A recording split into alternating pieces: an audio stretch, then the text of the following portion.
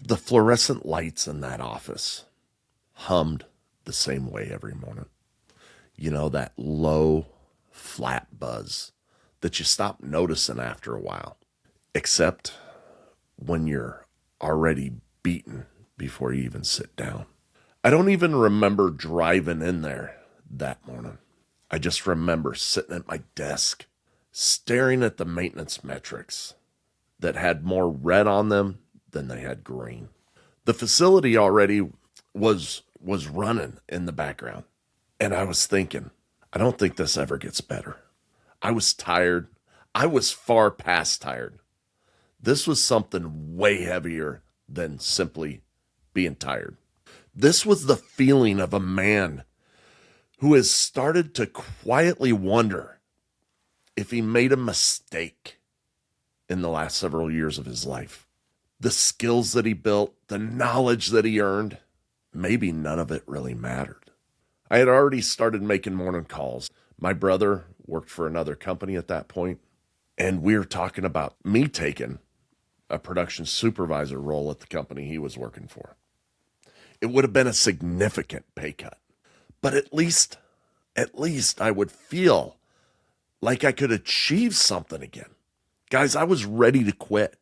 Not my job, but my beliefs along with my job. And then there was this man who walked in wearing a suit and a tie, and everything changed. This is the Sacred Gentleman podcast. The Sacred Gentleman is a movement that calls men out of comfort and back into God's design.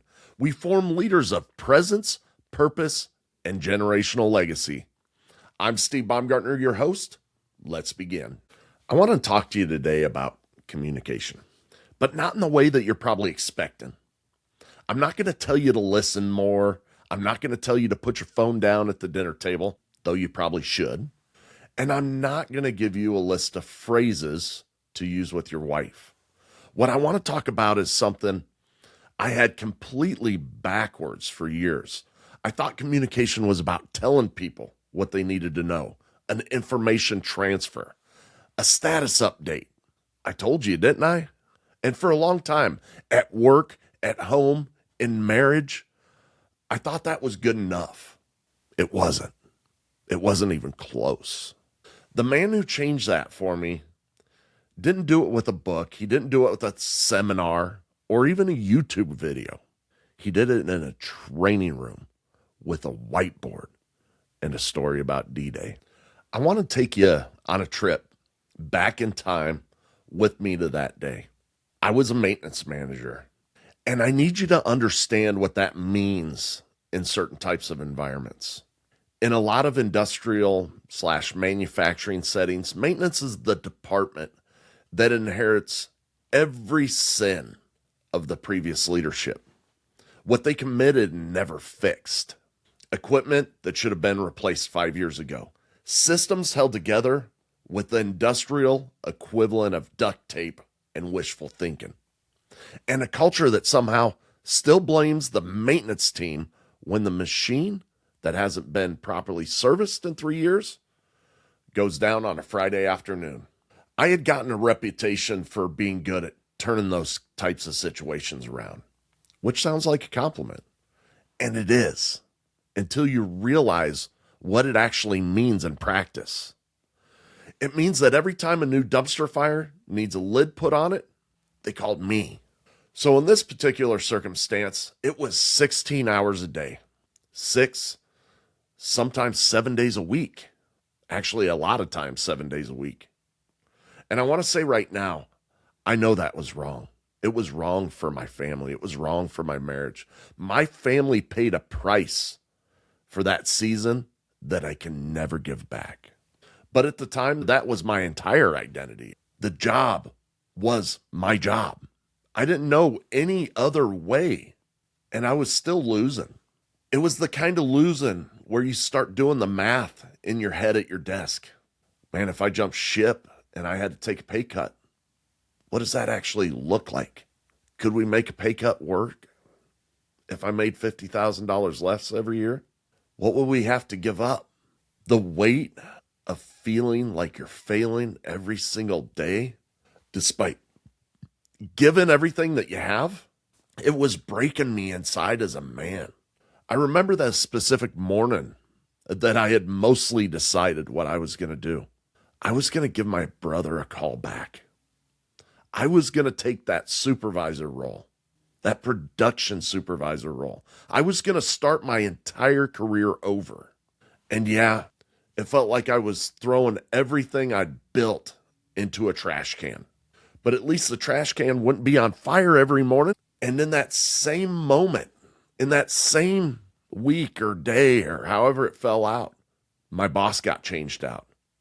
The previous guy got terminated, moved out, and they installed someone new. And for the first time, and the very first time that I saw him, he was walking through the facility in a suit and jacket. He had a nice tie on. He had shoes on that had clearly never touched a factory floor. And I remember being judgmental about that in that moment. I thought to myself, I'm like, man, this industry is going to absolutely eat them alive, right? This industry is built on the backs of manly men. This guy coming in the suit and a tie, he has no idea what he just walked into. I'll give it 90 days before they walk him out the door. I remember thinking all those things. And it wasn't very long after he arrived and got organized and met with whoever he needed to meet to, the plant manager or whatever. He asked to meet with me because I was his right-hand man. But he didn't call me to his office. He actually called me into a training room, one of the training rooms that we had. This was a big training area, and it had a long whiteboard that was in it. You know, I went in expecting the usual. I'd been through boss changes before. He was going to tell me about how he was in the new sheriff in town, how he was going to change everything, blah, blah, blah, blah, blah, blah, blah. And that we weren't cutting the mustard, right? You know, give me that whole spiel about here's what's going to change. Here's what I need from you. I had sat across enough desks over time to know how that meeting was supposed to go. But that's not how it happened. This man, he started talking. And the first thing that I noticed was that this wasn't some speech, right, where he was God and everybody else was merely peasants. He wasn't performing. He wasn't establishing some sort of authority. He was simply talking to me, man to man, like a person. And then he walked over to the whiteboard and he started drawing. And he drew out D-Day. Not the whole thing, but he drew out shapes and different things, the beaches, the sectors, the way the Allied forces broke an overwhelming problem into a simple yet executionable plan. And then he tapped on the board and he looked at me and he said, Steve, Normandy is when everything shifted, when the Allies finally began to win the war. Yet from the outside to everybody else, it looks like absolute chaos. Men getting off these boats and getting slaughtered. There were 1,000 moving pieces. And to the untrained eye, nothing makes sense. And he went on, he said, but when you break it down, he paused for a second. He said, the strategy was actually simple. It was beautifully orchestrated. He told me a little bit more, about D-Day and how it was orchestrated. And then he correlated it. He said, that's this plant. That's what we're going to do here. And then he started to connect it even more. Here's what we're dealing with. Here's our beaches. Here's what we need to take first. Here's the sequence. Here's why it's actually winnable. I don't know how long I sat there, but I was mesmerized by this man. Absolutely mesmerized. And I also at some point realized that something was starting to shift within me. And it wasn't the information that he was giving me. To be honest with you, on the maintenance and reliability end, I knew most of what he was telling me operationally. It was actually something else. He had let me in. He didn't just tell me what to do. He showed me the map. He laid it all out in front of me. He told me the story behind the strategy. He connected me to something bigger than the problem that I was currently drowning in. And in doing that, in that one meeting, he gave me back something I hadn't even realized that I had lost yet. And I remember sitting back in one of those fold-up chairs I was sitting in, and I exhaled, and it was slow, and it was like my chest had been in a vice for months, and someone had finally turned the handle the other direction, right, on this vice. It was like it just loosened, and my jaw, it unclenched. My shoulders dropped about 2 inches. The stress was all over in my body. And he gave me a reason to believe it was worth staying. That weight that I'd been carrying, it didn't disappear. It didn't fully disappear because I saw this plan now, but it did lift. It was like someone had reached down and taken about 60 pounds of it off my shoulders and said, you don't have to carry that part alone anymore. I understand where we're in. And here's how we're going to make it through. You know, I did call my brother back that afternoon, and I told him I wasn't going to take that job. I want to put a little bit of gravity to this situation for a minute. That man walked into a facility that most people would have looked at and immediately started managing the chaos.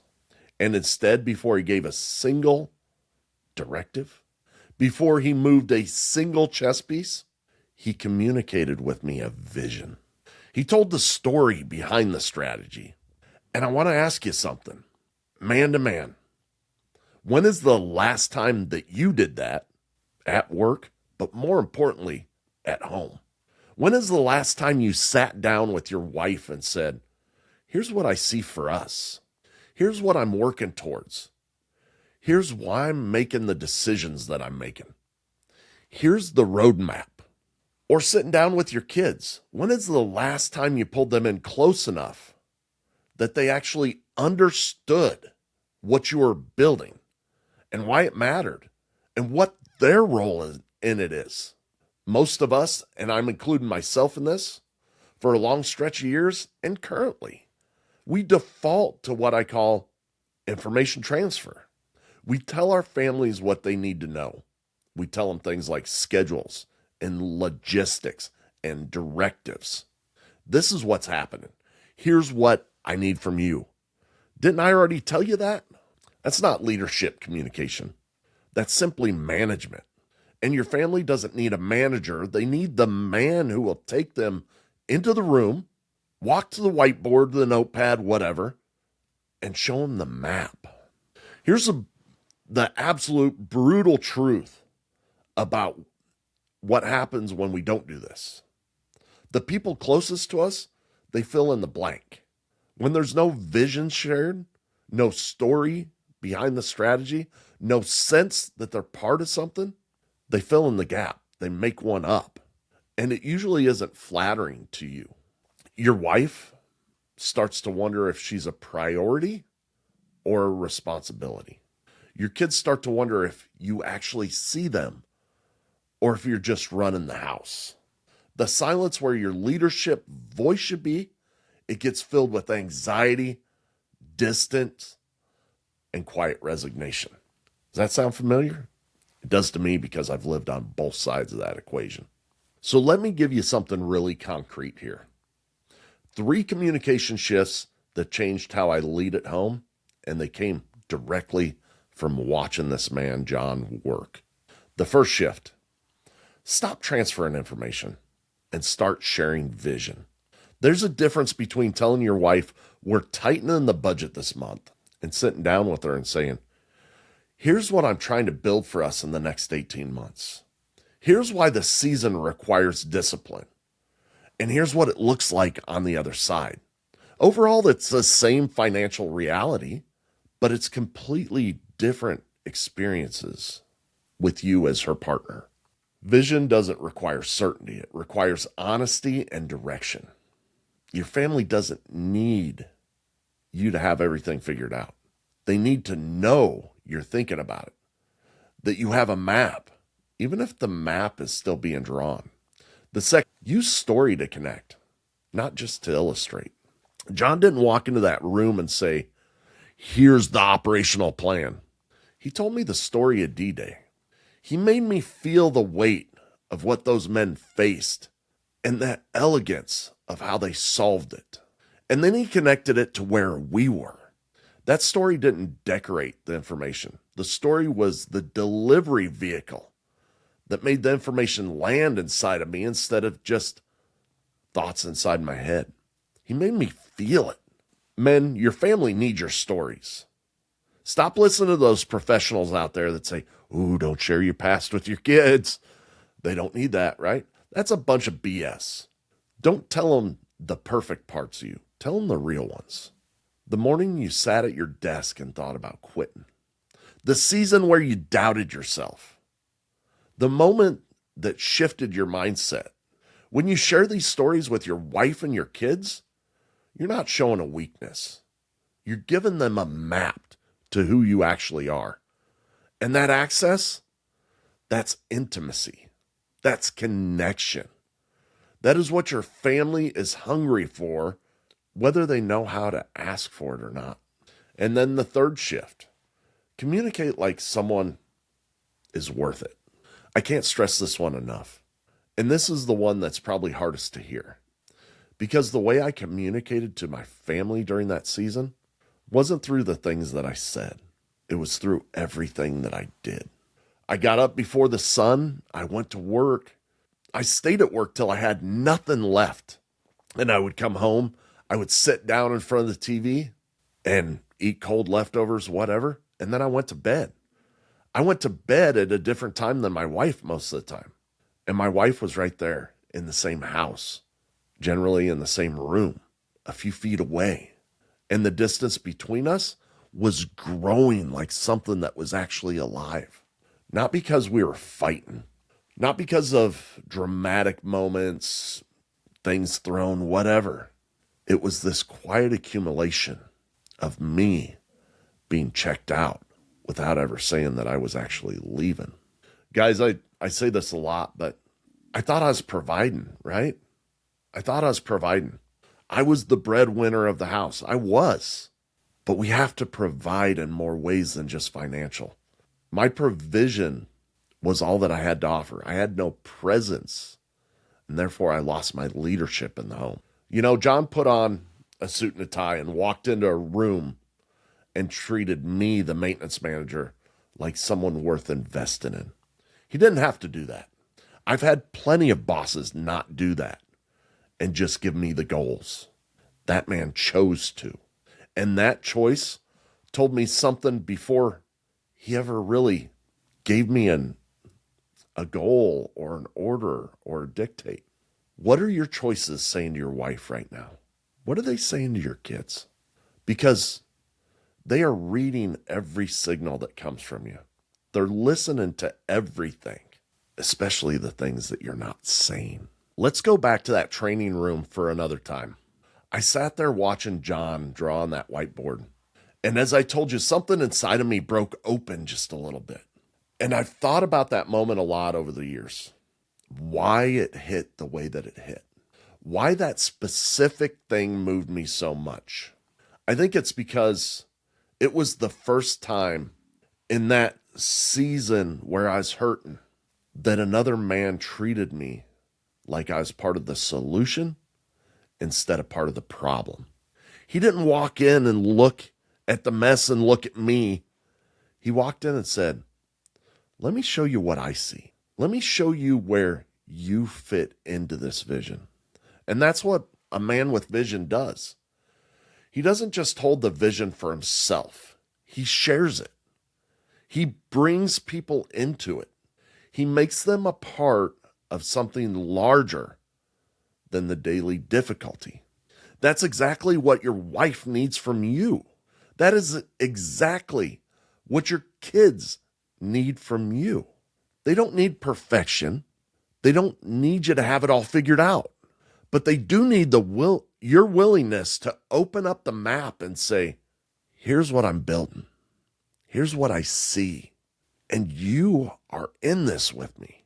Now, in Proverbs, it states, where there is no vision, the people will perish. I don't think that's just the leadership principle. I think that's a marriage principle, a fatherhood principle, a household principle. Where the man doesn't communicate the vision, something slowly dies. And most men don't even notice it happening until the distances become a geography. All right, you already have a framework to work with that I gave you. But here's the one thing that I want you to do this week. Once again, it's one thing. I want you to find 30 minutes in your calendar. I want you to sit down with your wife, not to talk about the logistics, not to talk about the calendar, not to process a problem, but just simply to let her know where you're going, what you're working towards, what the next chapter looks like in your mind, the vision you carry for your family, your marriage, and your home. If you've never done that, or if you haven't done it in years, it's going to feel awkward, guys. And that's okay. Do it anyways. And if your kids are old enough, do a version of it with them too. Actually, I believe you can do it with anyone who has understanding. Let them inside the story.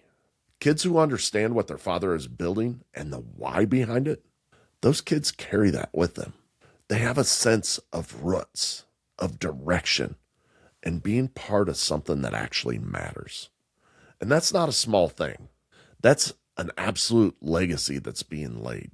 The communication you practice at home, it's going to reflect in how you lead everywhere else, not the other way around. Your presence as a communicator, it doesn't start at the office. It starts at the dinner table. If you've been the man who transfers information instead of sharing your vision, I'm not here to shame you about it. I was that man for years, decades even. But I want to invite you to try something different, because I watched what happened in a training room when one man chose to communicate like it mattered. And I'm telling you, it changed the trajectory of my entire career, my family, and honestly, my life. That same thing, it's available to you. It's available in your home starting this week. You don't have to be a master communicator, guys. You need to be one who can share the vision and tell a story. You need to be willing to walk up to a whiteboard, a notepad, poster board, whatever. Pick up the marker and show the people you love the map that you're working with. And if you just realized you haven't shown your family the map in years or ever, and you don't even know where to start, there's a place to go deeper than one episode can take you. The sacred code exists for that man. For the man who is ready to stop managing his family and start leading them. It's a 12-week formation program. And it's not theory, it's not content to consume. You work through your identity, your vision, your presence, get engaged with the brotherhood to be able to deploy your legacy. You know, the things that actually move the needle in your marriage, in your fatherhood, and in your legacy. I want you to hit me up with a message. Find me on Instagram, find me on Facebook, send me an email. Guys, I really believe that there is a code that is etched onto your heart, and all we need to do is unlock it. And that's what the sacred code is for. However, if that's too big of a commitment for you and you want to start out slower, we do have the Knights Order. That is the brotherhood of men that do this same work day in and day out. Once again, get a hold of me. And if you're on the fence, simply reach out. I'm not going to pressure you into buying, but let's have a conversation to see if it's right for you. John walked out of that training room that day, probably not even knowing what he had just done for me. You know, he probably thought that he had had a first good meeting with one of his managers.